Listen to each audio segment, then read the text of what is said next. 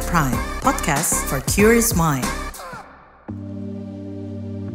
Tapi kalau gue pikir-pikir dari hal kecil loh Kak, masuk angin aja diduitin. Kan kalau kita kerokan pakai koin tuh kan tuh.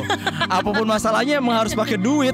Iya kan? Iya bener. Aduh, kita tuh bagus sekali ya bangsa yang business oriented ya. Hai Sapiens, balik lagi dengan FOMO Sapiens bareng Aika dan Eki Priagung. Kita lanjut pekan ini. Yang pertama-tama kita bakal ngucapin selamat kepada kita semua yang tetap selamat di kiamat yang di reschedule teman-teman. Itu yang membuat gue bangga menjadi seorang milenial, Ki. Kenapa tuh? Belum 40 tahun tapi udah melewati kiamat tahun 2000 tuh pas milenium kan. Oh 2000 tuh pernah ada Iya, tuh. 2012. Iya, di reschedule 12 tahun. Iya kan, melewati pandemik, lockdown. Wah, kurang apa ya kan? Ya, tapi kalau lu sadar emang kiamat ini selalu diprediksikan kelipatan 12. 00 habis itu di 2012. Oh iya 12 berarti 2024. Iya. Kemarin direvisi gara-gara 29 Juni gak jadi, jadinya 10 Agustus. Iya, kenapa? Bisa begitu ya? Nah, gue takut kalau beneran kiamat jadi di tanggal 10 Agustus ya, H-7 kemerdekaan kita. Kasihan ya gedung IKN yang udah dibangun yang katanya mau dipakai pertama kali untuk Pacaran. 17 Agustus. Aduh, tapi BTW nih ya, ngomongin soal kiamat. Kiamat tuh kan sebagai hari yang buruk, kayak banyak sih kiamat-kiamat kecil. Misalnya nih, ketika perkara masih adanya kasus-kasus KS gitu, kekerasan seksual dan sejenisnya itu jadi kiamat kecil juga sih. Ya. Kalau khususnya bagi perempuan ya. Ya. Gitu, walaupun memang ya nggak hanya perempuan tapi semua itu bisa jadi korban KS gitu. Ya, seperti yang terupdate sekarang ada yang dipecat nih guys, yaitu Ketua KPU Hasyim Asyari oleh DKPP karena tindak asusila. Masalah relasi kuasa sih. Iya kan? Ya benar. Dia ngerasa dia punya kuasa, jadi power abuse. Nah, dimanfaatkan buat momen-momen kayak gitu. Kayak gitu. Makanya bisa gak sih kalau kerja tuh fokus sama job desk, bukan ada cewek cantik juga tuh, jangan gitu maksudnya. Karena kalau itu yang dikejar, nanti bapak yang dikejar sama hukuman. Ya, untuk korban juga harusnya sih ada pemulihan kerugian banyak gitu ya. Gue sangat-sangat mendukung pemberantasan KS, apalagi di pemerintahan. Jadi kalau semua dia nggak dipenjara gara-gara korupsi ya, gara-gara hal semacam ini. Jadi biar ya perempuan-perempuan punya tempat yang lebih aman di negara Indonesia. Setuju. Anyway, kamu lagi dengerin FOMO Sapiens dari KBR Prime, jalan pintas yang gak bakal bikin kamu ketinggalan berita atau peristiwa di sekitar kamu. Bareng Aika Dan juga Egi.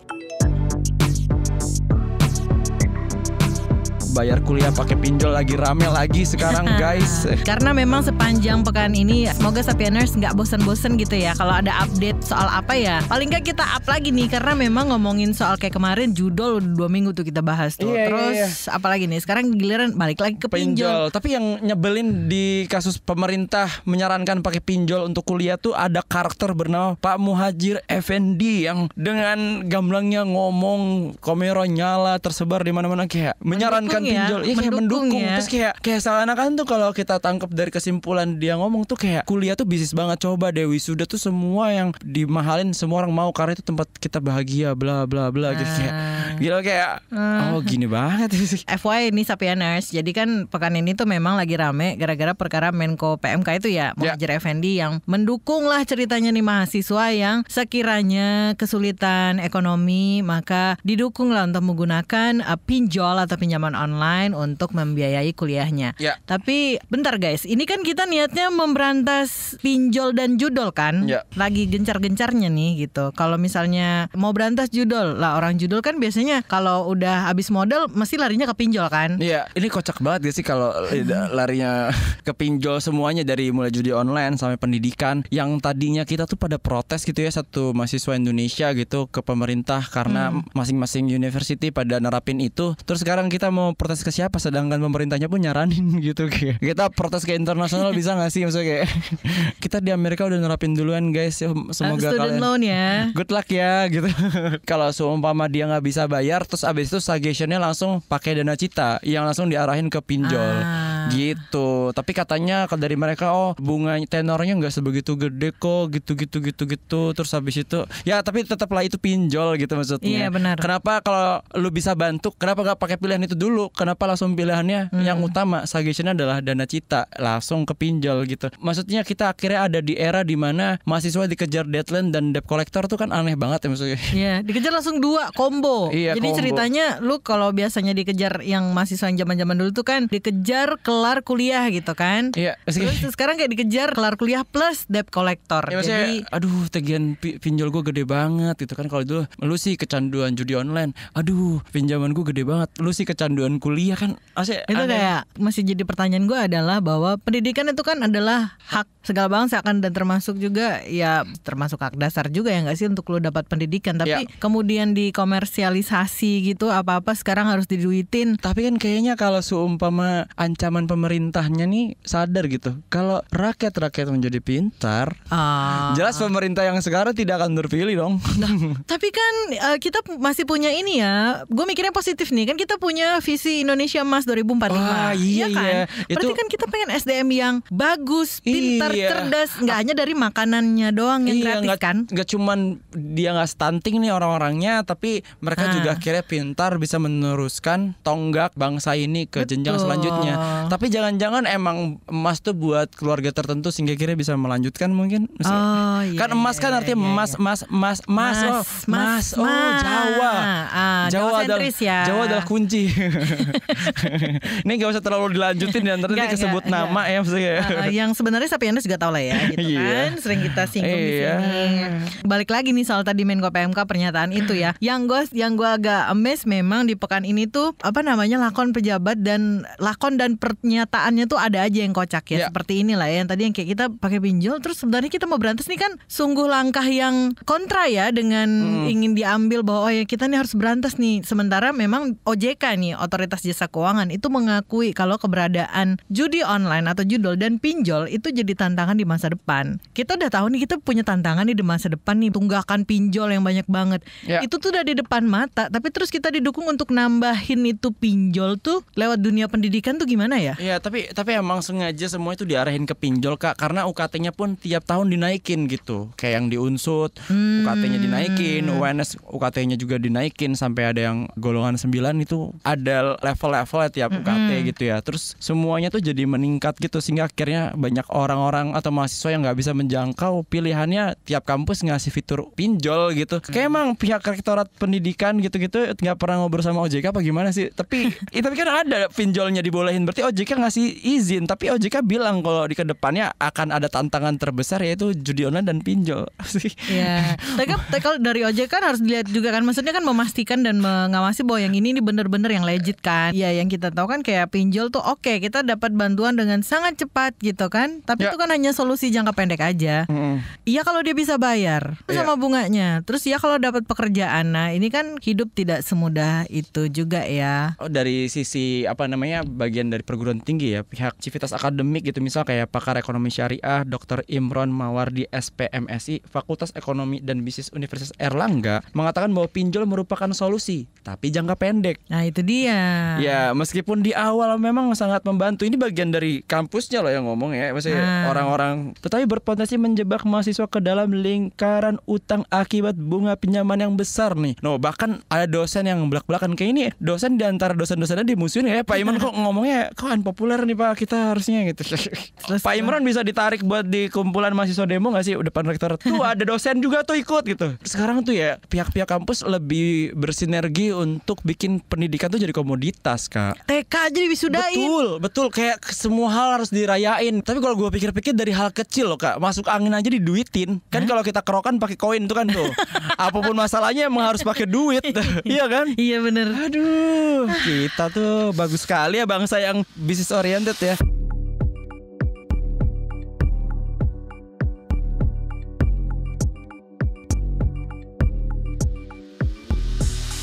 Belakangan ini kebanyakan kementerian-kementerian yang bermasalah kan agak aneh buat Pak Jokowi yang tukang kayu. Atau mungkin karena udah mau habis masa jabatan. Tahu nggak kenapa aneh? Kenapa? Kementerian-kementerian ini kok pada wadidaw padahal Pak Jokowi tukang kayu. Karena tukang kayu harusnya jago bikin kabinet.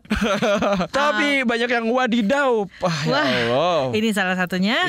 Pekerjaan pertukangan itu mungkin sudah cukup lama ditinggalkan karena 10 tahun kan memikirkan negara. Tapi kok masih kebawa-bawa ya kalau seumpama keluarganya punya kursi sih bukannya rebutan malah bikin sendiri. Iya. Iya, kan mumpung udah bisa. Iya. Bukan politikus ternyata produsen. Iya.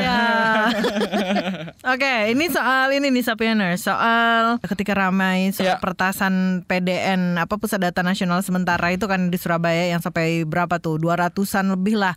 Layanan publik sampai terganggu segala macam. Sampai pekan lalu baru sekitar belum ada 10 gitu yang bisa pulih gitu ya. Terus habis itu ditambah lagi dengan kalau hari Rabu itu ini KCI itu data-datanya KAI yang komuter itu yang Selasa kemarin data-data kayak komuter juga diretas. Ya hackernya kan akhirnya dianggap sebagai hacker soleh gitu. Iya, satu-satunya hacker yang akhirnya mau mengembalikan data dengan cuma-cuma. Karena apa? Karena kasihan. Gue tuh ngerasa sebenarnya ini ada anak rumahan yang ngajak main lari-larian gitu, terus main hide and seek gitu. Tapi ternyata ngeliat bahwa anjir nih gue nggak selevel nih sama orang ini gitu. Ya udahlah gitu. Jadi kayak main sama anak bawang gitu. Akhirnya yang dilakuin sama dia malah ngasih pesan baik bahwa lu penting punya pegawai atau sistem keamanan yang kuat buat ya diisi di situ. Dia pengen ngebuktiin bahwa duit-duit yang banyak di Kominfo itu nggak dipakai dengan benar. Itu gila banget sih. Banyak konspirasi tentang kejadian pertasan ini, tapi satu yang fakta adalah bahwa Kominfo ini sangat-sangat tidak kompeten. Udah muncul petisi tuh kan untuk mendesak mundur nih si Kominfo gitu karena dianggap kita udah berapa kali nih udah banyak banget udah diretas mulu kagak kelar-kelar gitu. Terakhir hari Kamis itu Dirjen Aptikanya aplikasi informatika Kominfo Samuel Abrijani Pengerapan itu akhirnya memutuskan untuk mengundurkan diri gitu sebagai bentuk tanggung jawabnya doi terhadap serangan siber itu gitu karena dia merasa bahwa tidak melakukan pekerjaannya dengan baik, akhirnya dia memutuskan untuk mengundurkan diri. Nah dengan sukarela nih ceritanya ya, tapi Menkominfo didesak untuk mundur masih belum ada sih tanda-tandanya gitu. Jadi selama 2 tahun terakhir itu kebocoran data pribadi tuh paling enggak udah terjadi 113 kali. 113 kali. 113 kali itu 36 kali tahun 2022, 77 kali di 2023. Tapi ini jumlahnya jauh lebih sedikit dibandingkan temuan lembaga keamanan siber Surfshark yang menemukan lebih dari 143 juta akun di Indonesia itu jadi korban kebocoran data hanya sepanjang tahun 2023. Ya Allah, 1,4 juta. Gila. Nah, makanya jumlah itu bikin Indonesia berada di urutan ke-13 secara global nih sebagai negara yang paling banyak mengalami kebocoran data. Itu makanya apa ya yang bisa kita percaya sama pemerintahan yang negara-negaraan kayak gini. Aduh. Nah, kita pengen tahu lebih jauh soal si petisi mendesak mundurnya Menkominfo ini bareng Direktur Eksekutif SafeNet Nenden Sekar Arum. Petisi ini muncul karena menilai kinerja Budi Ari sebagai Menkominfo nggak bagus nih ya kan. Dirjen Aptikanya aja mundur gitu. Apa catatan buruk Kominfo sehingga kudu mundur nih? Oke, jadi kan sebenarnya kalau kita lihat dari beberapa periode Menkominfo ya sebelum Budi Ari kan memang jabatan strategis Kominfo ini selalu diberikan kepada orang-orang yang menjadi partisan ataupun partai pendukung ya dari presiden seperti itu. Dan kalau kita lihat dengan pemilihan orang-orang yang menduduki jabatan strategis tapi tidak memiliki kompetensi yang jelas, ini kan sebetulnya seolah-olah kita mempersiapkan kegagalan lah, bisa dibilang seperti itu ya. Jadi karena sesuatu yang tidak dimanage oleh orang yang mumpuni kan biasanya memang hasilnya buruk lah, bisa dibilang seperti itu. Nah, kemudian petisi ini muncul mendorong atau mendesak Budi Ari untuk mundur ataupun dipecat oleh presiden gitu ya, karena kan presiden yang mengangkat. Ini sebetulnya bentuk simbolis ya, bentuk simbolis bahwa warga ini menuntut adanya tanggung jawab negara terhadap situasi yang terjadi saat ini. Misalnya kalau konteks saat ini kan adanya serangan terhadap PDNS ya, walaupun kita tahu kelalaian dari Kominfo ini kan gak cuman kali ini aja ya, tapi dari beberapa tahun sebelumnya. Nah, ini yang sebetulnya bisa dibilang sebagai satu momentum ya untuk kita menunjukkan bahwa kita merasa perlu gitu bahwa jabatan strategis di Menkominfo ini memang harus diduduki oleh orang-orang yang memiliki kompetensi yang benar dan baik gitu ya. Karena mau gak mau ini adalah sesuatu yang sangat krusial saat ini. Warga negara, masyarakat udah gak bisa dipisahin dari teknologi digital, begitu pula layanan publik ya. Karena kan transformasi digital jadi salah satu hal yang digadang-gadangkan oleh pemerintah ya. Tapi kalau misalnya misalnya kementerian yang memiliki strategi gitu ya, ataupun kementerian yang relate terhadap itu aja yang dipimpin oleh orang yang benar, ya akhirnya kita jadi meragukan soal komitmen pemerintah dalam konteks ekosistem digital ataupun keamanan siber ini. Ibaratnya tuh kalau jabatan yang strategis didudukin sama yang nggak kompeten tuh kesannya kayak yang kemarin istilahmu itu ya Kak ya, menteri giveaway. Menteri giveaway, betul. Indonesia ada di urutan ke-13 nih secara global gitu, negara yang paling banyak mengalami kebocoran data. Nah sebenarnya kalau yang harusnya diseriusi banget sama pemerintah nih, perbaikan fundamental yang mana nih? Apa sih yang paling harus diperbaiki gitu? Yang paling penting itu adalah sebetulnya memperbaiki komitmen negara ya. Komitmen negara dalam mengurus keamanan siber dan keamanan data warga dan data negara tentunya gitu ya. Komitmen menjadi sangat penting karena kan ketika negara memiliki komitmen yang tinggi terhadap keamanan ini, itu akan merefleksikan atau terefleksikan ya pada hal-hal lain, misalnya dalam konteks anggaran, prioritas pembangunan yang berhubungan dengan keamanan gitu. Nah kalau kita lihat sekarang kan seolah-olah nggak ada komitmennya gitu, seakan-akan ya udah yang penting ada, direncanakan seadanya, diimplementasikan seadanya. Akhirnya gak heran kalau misalnya terjadi banyak serangan siber yang menarget Indonesia. Nah makanya menjadi sangat penting bahwa bagaimana komitmen terhadap perlindungan siber ini adalah menjadi vital dan krusial gitu ya, untuk memastikan ini bisa menjadi hal prioritas yang akan selalu didahulukan oleh negara gitu. Nah kalau komitmennya aja gak ada, menjadi sanksi juga kalau misalnya akan ada perbaikan di masa depan terkait perlindungan dan keamanan siber di Indonesia. Nah kan sekarang udah 23 ribuan ya orang yang tanda tangan petisinya nih. Nextnya gimana nih setelah petisi? Sebenarnya setelah petisi kita masih akan terus membuka petisi ini ya, karena kan kita akan terus sebagai salah satu bentuk kampanye ya, sebetulnya kampanye publik untuk menunjukkan bahwa penting nih kita menuntut tanggung jawab negara. Tapi setelah itu memang kami saat ini sedang mempersiapkan beberapa langkah strategi advokasi lainnya untuk memastikan memang negara itu memang bertanggung jawab. Misalnya kemarin SafeNet baru melayangkan juga surat permintaan keterbukaan informasi kepada Kominfo gitu ya, terkait layanan apa saja yang sebetulnya terdampak, terus hal mitigasi apa yang sudah dilakukan Kominfo dan instansi lainnya terkait serangan ini gitu. Nah langkah ini juga diambil sebagai salah satu bentuk cara ya, ingin melihat gitu ya bagaimana keterbukaan Kominfo terkait hal ini gitu. Karena tadi kita kan nggak pernah tahu ya sebetulnya dari 280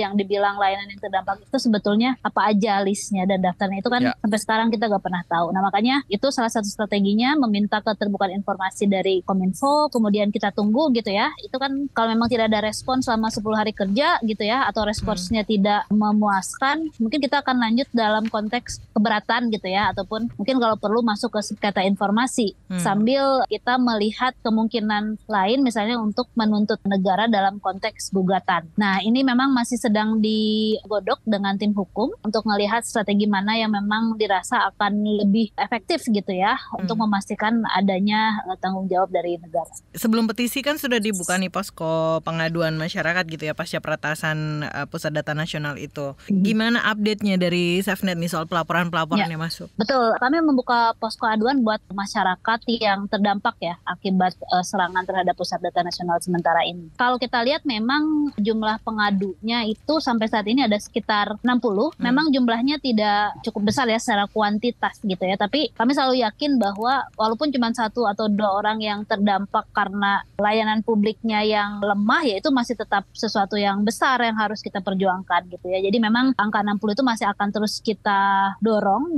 untuk bisa lebih banyak orang yang mengadu, karena ini akan bisa menjadi dasar ya sebetulnya untuk kita menganalisis soal gugatan, argumentasi dari gugatan yang akan kita bangun ketika melakukan ataupun melayangkan gugatan kepada pengadilan ya terkait tanggung jawab negara ini gitu. Jadi memang poskonya akan terus dibuka, harapannya orang akan jadi semakin banyak yang mengadu. Dari situ kita bisa sama-sama untuk mendesak pemerintah untuk bertanggung jawab. Ini berarti kalau yang mengadu adalah mereka-mereka yang memang ketika mengakses layanan publik yang terganggu itu yang kemudian muncul kendala gitu ya? Betul. Jadi orang-orang yang mengalami kerugian akibat layanan publiknya tidak bisa diakses. Misalnya ya, banyak orang yang kemudian terganggu karena misalnya proses untuk memperpanjang paspor atau membuat pasportnya menjadi terkendala gitu ya, karena database imigrasi terdampak, sehingga ada beberapa laporan juga yang bilang akhirnya mengalami kerugian, misalnya tiketnya menjadi hangus gitu ya, atau dia harus mereschedule semua rencana tripnya atau perjalanannya seperti itu. Nah, selain itu juga salah satu yang cukup banyak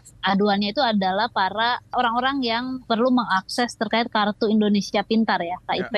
Kemendikbud sekarang kan sebetulnya itu dibutuhkan untuk proses supaya pendaftaran ke kampus ya, kalau gak salah gitu ya. Dan mau gak mau kan ini collateral damage-nya cukup besar gitu, ketika seorang kemudian gak bisa daftar ke kampus karena terhambat biaya gitu ya, yang tidak bisa diakses melalui KIPK, itu sangat mungkin ada potensi misalnya tidak bisa melanjutkan edukasi atau pendidikan gitu ya. Kalau bisa tidak melanjutkan edukasi dan pendidikan kan nanti bisa merembet ke yang lain-lain gitu. Dari sisi pelindungan data pribadi apa saja nih yang kita lakukan kalau udah kadung nih data kita udah bocor gitu ya, terus gimana nih ngelindungin dirinya gitu? Kita kan sebenarnya dari awal kita nggak punya opsi ya untuk tidak menyerahkan data kita kepada negara gitu ya, karena kan negara yang memang dari dulu mengelola dan memiliki data kita. Nah, dengan situasi seperti ini gitu ya, datanya sudah sangat mungkin dan kemungkinan besar data kita emang sudah tersebar gitu ya dan bisa diakses oleh pihak ketiga, risikonya juga sangat besar bahwa data tersebut akan disalahgunakan. Nah, ketika hal ini memang kita alami saat ini dan kita tahu misalnya data kita sudah tersebar, sebetulnya bukan berarti akhirnya kita menjadi seolah-olah pasrah gitu. Oh ya udahlah, data gue udah tersebar, jadi ya gak apa-apa nih kalau gue sekarang bagi-bagi nomor KTP misalnya kayak gitu ya. Sekarang tuh yang bisa dilakukan adalah kita mengendalikan apa yang bisa kita kendalikan saat ini gitu. Jadi meskipun data dari negara sudah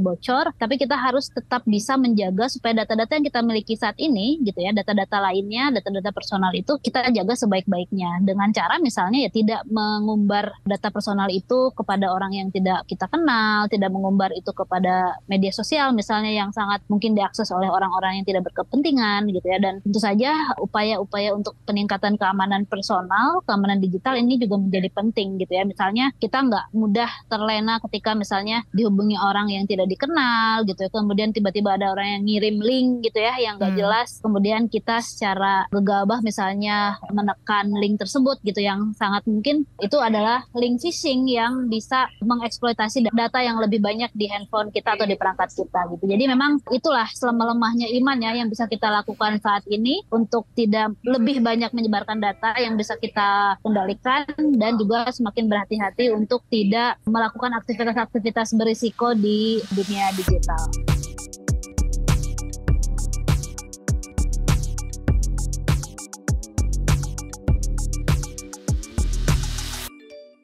Bayangkan sebuah petirahan angker, hutan di Jepang yang dipenuhi roh-roh bergentayangan, sebuah boneka yang hidup.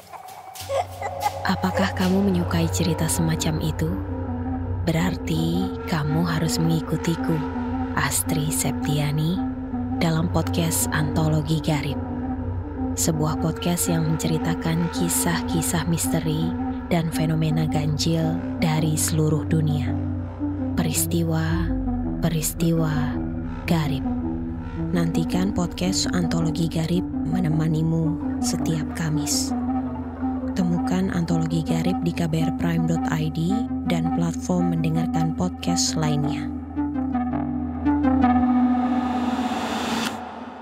Nah, tadi kan dari Kominfo, sekarang kita masuk ke badan pemerintahan yang lain. Oke, yang ini ya, kalau zaman dulu tuh bilangnya 2 anak cukup. Yang BKKBN tuh kan punya irisan sama Gegana dulu. Hah? Oh iya. Sama-sama bertugas pengendalian penduduk. Oh. Ya, untuk mencegah peledakan penduduk. Iya. Bukan peledakan penduduk. Ngerti lah ya teman-teman. Jadi BKKBN minta satu pasangan, kalau bisa please satu pasangan menghasilkan 1 anak perempuan, guys. Itu tuh pernyataannya kepala BKKBN tuh Pak Stowaredoyo. Jadi keluarga paling enggak punya 1 perempuan. Terus yang sekarang kayak denger, bentar, gue udah punya anak perempuan, terus kayak alhamdulillah gitu ya, ikut mendukung program pemerintah. Tapi kalau enggak terus kayak, bentar Pak, Bapak mau suruh saya nambah anak atau mau bikin anak dan itu kayak ditentukan gendernya. Sebentar saya jadi mikir, Bapak sebenarnya ada cara Pak untuk bisa menentukan lahirnya gender si anak yang saya kandung ini Pak? Caranya gimana ya Pak ya? Kalau boleh tahu ya. Iya. Ini banyak banget loh laki-laki yang masih jadi korban dikasih boneka sama ibunya. Ini juga pengen punya anak perempuan, tapi yang dikasih kan itu kan gacha ya gitu sih. Iya. Ada saran nggak Pak? Karena emang banyak banget sih tips-tips gaya tertentu untuk mendapatkan anak laki-laki. Tapi itu kan tetap gambling ya Pak ya? Nah itu yang menentukan tuh bukan kita. Ini tuh kayak seakan-akan tuh kayak japri ke Tuhan ya untuk nyuruh satu rakyat Indonesia tiap pasangannya punya anak perempuan. Sebentar, gue agak bingung sebenarnya dengan Bapak ini ya. Kenapa jadi public statement ya maksudnya? Ini kan harusnya kalau emang dia punya kebutuhannya kan dia tahu ya siapa yang punya kendali atas hal ini gitu. Iya itu. Atau saking desperate-nya, karena kalau melihat datanya angka kelahiran di Indonesia tuh menurut datanya BKKBN tuh menurun Ki. Makanya mungkin kayak orang yang menikah semakin berkurang nih guys gitu. Karena biasanya nih per tahun yang nikah tuh ada 2 juta orang, terus sekarang turun. Ya. Jadilah ya di tahun terakhir itu berkurang lah, yang biasanya nih di angka 2 juta per tahun sekarang udah jadi kayak 1,5, 1,7. Jadi yang angka pernikahan menurun otomatis angka kelahiran menurun juga gitu kan. Dan yang disalahin salah satu pengaruh faktornya adalah karena ada perubahan persepsi soal pernikahan. Karena sekarang kan banyak tuh yang istilahnya kayak nggak mau nikah atau memilih untuk child free gitu-gitu kan. Bukan tanpa alasan Pak. Bapak jangan ngomong kita makannya gimana. Bingung gak sih? Teman-teman belum bisa selesai sama traumanya. Terus sekarang, tapi yang benar sih emang perempuan tuh secara gak cuman tadi dari sisi angka kelahiran, tapi di tiap formasi kepemerintahan, kantor, suatu acara gitu-gitu. Kan kalau dari pemerintahan menyarankan untuk 30% wanita ada dalam situ kan. Tapi belum bisa memenuhi kuota. Ternyata emang dari sumbernya perempuan semakin sedikit ya gitu. Maksudnya karena angka kelahiran pun menurun gitu. Berarti sebenarnya program BKKBN yang dulu terlalu berhasil ya. Ketika anaknya banyak banget kan, kayak di beberapa dekade terus udah turun jauh. Lah kan banyak juga alasannya kan, gak cuman ini doang kan. Kayak ya mungkin bisa jadi salah satunya karena program yang dulu 2 anak cukup. Abis itu ternyata kalau ketika dibanyak-banyakin yang dapat jabatan juga anak-anak mereka sendiri. Kan udah berasa kita 32 tahun. Kok masih ada ya walaupun 30 tahun terus abis itu lengser di 98 kita masih mencium-cium aroma orba kadang-kadang. Kan lagi kadang-kadang. Tapi ya tapi maksudnya pemerintah ada kekhawatiran terhadap hal ini, bahwa jangan sampai bonus demografi ini cuman bertahan di belasan tahun kemudian aja, habis itu sisanya cuman lansia doang, karena negara ini serba plin-plan gitu loh. Mereka tetap mengutamakan kepentingan yang kadang-kadang ini beneran buat kita nih anak muda atau generasi selanjutnya. Tapi kok kadang-kadang kita ngerasa cipta kerja kok makin gitu. Terus ketika orang-orangnya merasa fucked up sama dunia sama hidup gitu kan, buktinya adalah bertebaran konten-konten depresif di internet dan pasukan-pasukan child free. Terus ketika kayak gitu, kalian please dong lanjutin lagi, ayo punya anak yuk. Tujuannya biar apa? Biar anak-anak itu jadi middle class dan bayarin pajak lagi. Karena yang di bawah makin miskin, yang di atas makin kaya, terus yang di tengah yang bayar, yang kejepit, yang traktir. Ternyata yang gak nikah tuh cuman menolak jadi middle class aja. Iya ya. Mereka pengen jadi dekomposer aja biar dimakan sama belatung. Kenapa perempuan yang kemudian dipaksa untuk bereproduksi? Jadi kayak pabrik manusia aja ya. Iya kayak, dan itu dibebankan, lu udah dibebankan untuk misalnya kayak dibebankan untuk menikah ya kan, ketika tidak ingin menikah. Belum dengan stigmanya sebagai perempuan yang memilih misalnya untuk tidak menikah. Terus ditambah dengan lu harus menikah, lu harus punya anak, lu harus nambah lagi bebannya menjadi punya anak perempuan. Dari Komnas Perempuan itu waktu itu komen soal, tapi gue rasa bisa relate nih sama kondisi yang sekarang gitu kan, waktu ngobrolin soal pilihan-pilihan pasangan buat child free itu loh Ki.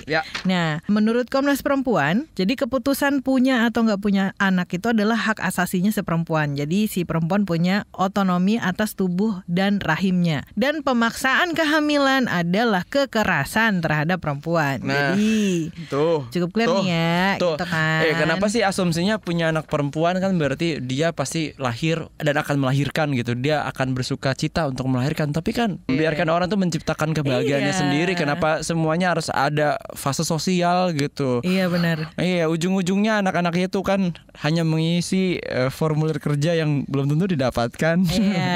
Iya juga kalau gizinya terpenuhi. Ntar ini perkara stunting aja belum beres, udah mau minta nambah anak lagi, bagaimana ceritanya? Nih gue tuh kadang-kadang mikir ya, anjir kalau gue punya anak gue bisa nggak beli stroller gitu. Kayak gue selalu kebayang itu stroller penting loh sekarang. Gue liat stroller harganya 17 juta kak. Itu tuh seharga Mio loh semua, maksud gue. Maksudnya pakai pertalite apa gimana sih?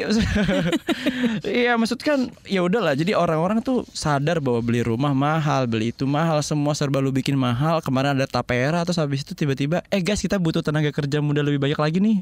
Iya benar. Gue ngerasa nggak semua orang tuh pantas nikah. Gini aja deh, Agnes mau nikah aja berubah nama jadi Agnes Mo karena nggak mau nikah. Iya kan? Iya. Bener. Tapi ya kalau gue lihat dari 3 topik yang tadi kita bahas, intinya tuh ada relasinya, Ki. Ya. Ini kalau misalnya lu udah disuruh punya anak, lu kekurangan biaya segala macam, lari-larinya kemana? Pinjol, betul.